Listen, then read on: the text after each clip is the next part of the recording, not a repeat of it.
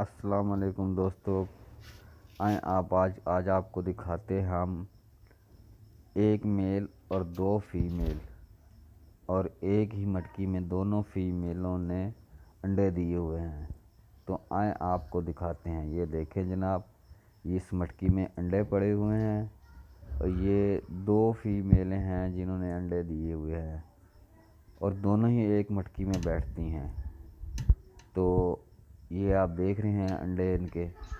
तो आपको अब हम आगे जाके मैं उन तोतों का दिखाता हूँ कि वो क्या है, कौन सी फीमेल हैं और कौन सा मेल है।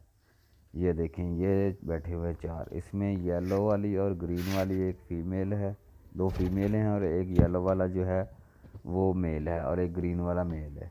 येलो वाले मेल के साथ जो है ना वो ग्रीन वाली और येलो वाली फ़ीमेल दोनों हैं, दोनों के वो अंडे हैं।